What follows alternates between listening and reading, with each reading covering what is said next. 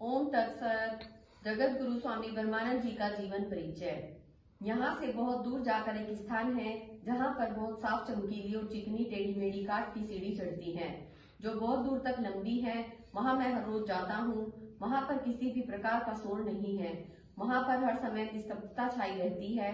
वहाँ बड़े सुंदर गोल दायरे में गोल पंक्ति में एक ही तरह के भवन बने हुए हैं। उन भवनों में सफेद दाढ़ी वाले वृद्धजन मंद मंद स्वर में पुस्तकें पढ़ते और कुछ थोड़ी आयु के नवयुवक एक दूसरे कमरे से एक दूसरे कमरे में पुस्तकें लाते ले जाते दिख पड़ते थे। जब मैं उनके समीप कुछ पूछने की भावना से जाता हूँ तो वे चुपचाप मेरे पास से मेरी ओर देखते हुए निकल जाते। मैं बोल भी नहीं पाता। आगे उन्होंने बताया कि समीप में ही एक और मैंने देखा कि बहुत बड़े बड़े कढ़ाई में खीर बनी हुई है जिनमें भाप निकलती प्रतीत होती है। ये खीर किसी दूसरे स्थान से बनकर यहाँ आई मालूम होती थी क्योंकि वहाँ आग आदि का भाव पाया जाता था। वहाँ पर पास ही एक अत्यंत शोभाजनक वृक्षों से युक्त स्थान है जहाँ पर सुंदर गायें, मरग, मोर, खरगोश और एक अत्यंत खूबसूरत जाति के अनेक पक्षी भी चहचहाते हैं। उन्हें वहाँ के रहने वाले हंस के नाम से पुकारते हैं।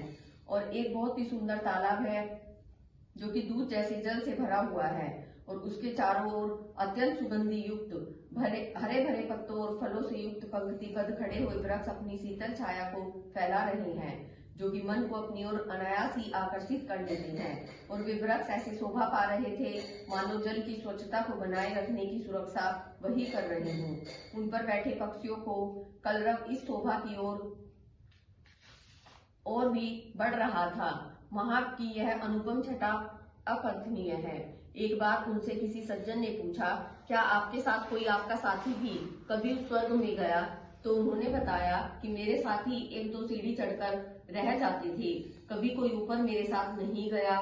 इसी प्रकार एक बार उनकी माता ने गुरुजी से पूछा, आज कहाँ खेल के आए हो बेटा कि दोपहर के लिए घर से नहीं आई?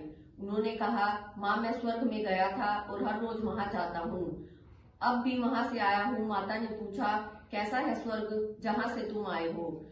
गुरुजी ने कहा, वही नक्शा जो बच्चों को बतलाया था अपनी माता जी को बताया। नन्हे बालक के मुख से शब्द सुन माता के आश्चर्य की सीमा न रही। वे विस्मित नेत्रों से अपने लाडले बच्चे के मुख की ओर देखती रही। तभी क्षण भर के तत्पश्चात उनके मुंह और सिर पर हाथ फेरते हुए उनके मस्तिष्क का चुम्बन कर छाती से लगा लिया। माँ कहने लगी, इस छोटे से शरीर में तेरे अंदर बैठा हुआ कौन है जो ऐसी बातें करता है?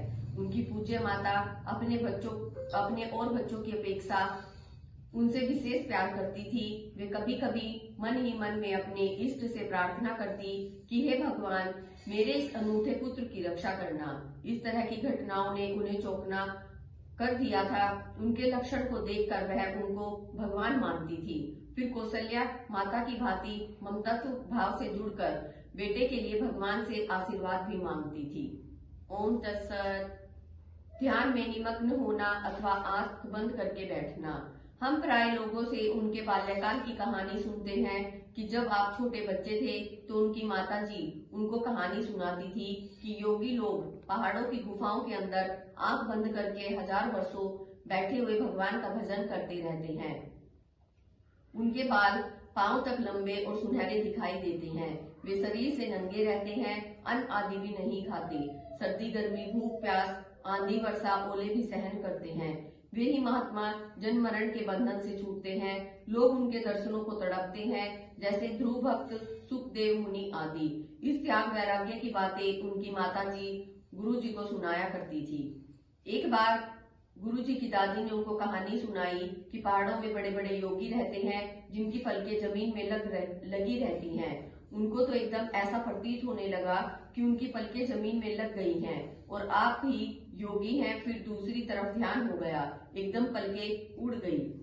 इस संबंध में अन्य एक घटना भी है जो स्वामी जी हमें प्राय सुनाया करते थे कि मैं अपने गांव चूड़माजरा में पंडित शिव नारायण दादा के पास कभी कभी आंख मीच कर बैठा करता था।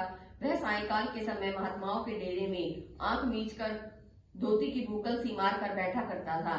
मैं भी उनके पास देखा देखी बैठ जाता था।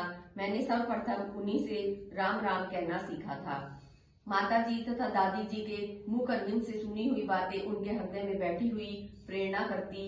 वे एकांत जंगल, खेतों, नदी के किनारों पर चुपचाप आंख मीच कर कई कई दिन बैठे रहते थे।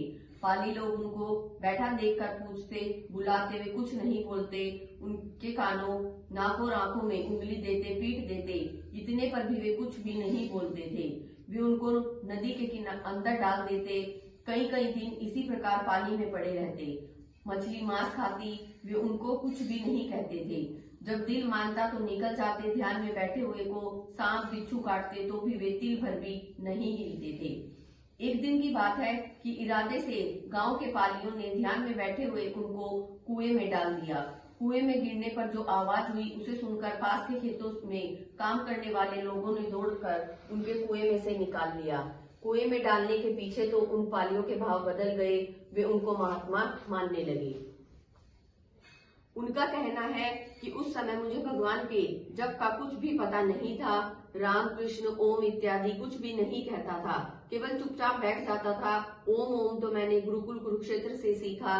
मुझे एकांत में एक दूसरा आसन लगा हुआ दिखाई देता था, परंतु यह दृश्य एकांत में बैठने से मुझे विलक्षण आनंद की अनुभूति होती थी।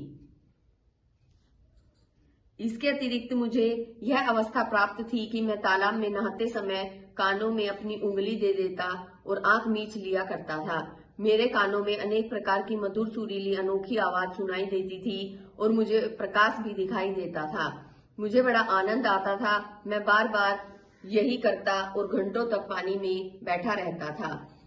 कभी कभी उनकी माता